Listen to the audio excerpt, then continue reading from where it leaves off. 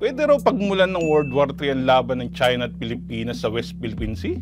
Ano po bang meron doon? Ba't hindi na lang po kaya makipag-aregluhan sa China? What is this justice? Hello. Ako si Antonio Carpio, dating Justice ng Supreme Court. Retired pero hindi pa tired. It was until 2012 that things started to escalate. In April, the Philippine Navy apprehended 8 Chinese fishing vessels and raided their catch. 3 months of a tense standoff followed. Nung inapi tayo sa Scarborough Shoal noong 2012, pinag-aralan ko ang mga issue para makabawi man lang tayo at mapatunayan natin na atin ang West Philippine Sea. Nung arbitration sa The Hague laban sa China, kasama ako bilang isang observer ng Philippine delegation.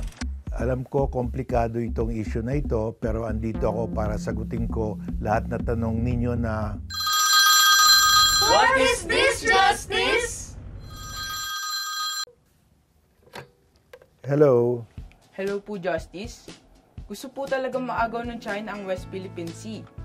Ano po bang meron doon? Well, alam mo, yung West Philippine Sea, napakalawak yan. Mga 12% ng kinakain natin na isda galing dyan. So, ngayon, pag nawala yan, tataas yung mga bilihin natin ng mga isda.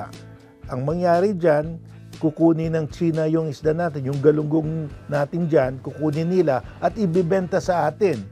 Bibilihin natin sa China, kinukuha ng China sa West Philippines. Yan, atin yan, bibilihin ba natin yan? Bakit ganyan? Pag atin, wag natin pamimigay. Hello? Hello, Justice. Ang ingay ng issue sa West Philippine Sea ngayon.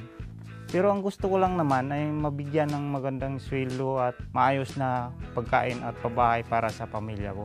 At mapagtapos ang mga anak ko sa pag-aaral. Ano naman ang mapapala ko at ng pamilya ko sa issue ng West Philippine Sea?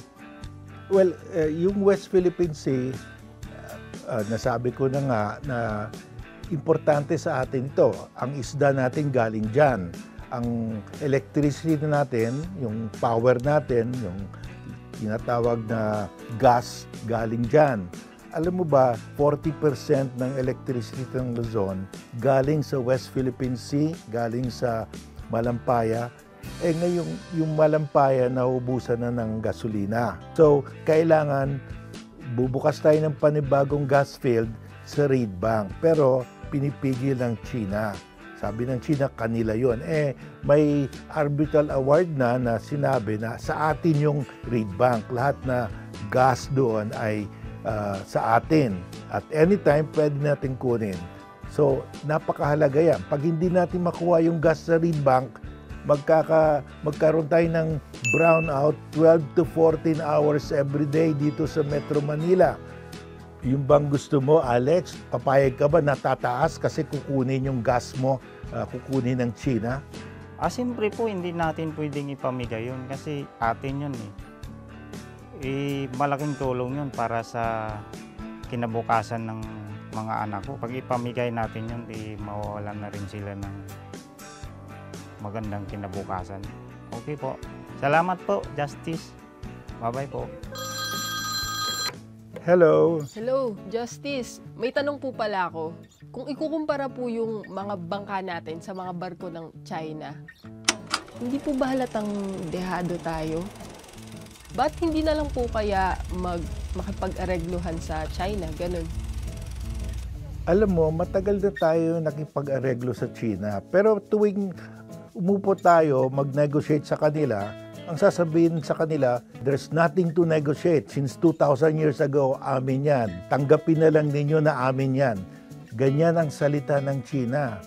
Walang mangyari dyan. Kaya, pumunta tayo sa The Hague. Ginamit natin yung arbitration, nanalo tayo. So, Justice, ang sinasabi niyo po ba ayaw talaga magpatalo ng China? Kaya nga, Tricia, dapat alam na natin na ito, linuloko lang tayo ng China. Sabi nila, makipag-usap tayo. Pag nakaupo na tayo sa kanila, sasabihin nila, nothing to discuss. Amin yan since 2,000 years ago.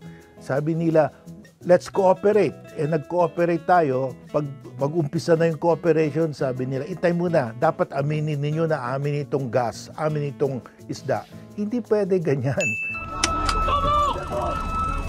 Hindi pwede na at the last minute tatakutin tayo. Sige, aalis kami pag hindi ninyo ibigay sa amin yan. Dapat sundan na lang ang international law. Kung anong sinasabi ng UNCLOS, yun na lang. Okay ba yan, Tricia, na sundin na lang natin yung batas para hindi na magtatagal yung argument natin sa China? Salamat po, Justice. Hello? What is this justice? Ano ba to? Pwede raw pagmulan ng World War III ang laban ng China at Pilipinas sa West Philippine Sea? 3 China Coast Guard vessels aimed their water cannons at 2 Philippine vessels on... Kailangan ba maniwala dito, Justice? Alam mo, ang plano talaga ng China to win the South China Sea without firing a single shot. Paano? Tatakutin lang tayo. Pag ganyan ang pag-iisip natin, wala tayong panalo. Talo tayo from the start. Pag-give up agad tayo. Ang dapat malaman natin, this is the strategy of China. Intimidation. Tatakutin lang tayo para titiklop agad tayo. Alam naman ng China na hindi sila pwede umatake sa atin. May mutual defense treaty tayo sa US.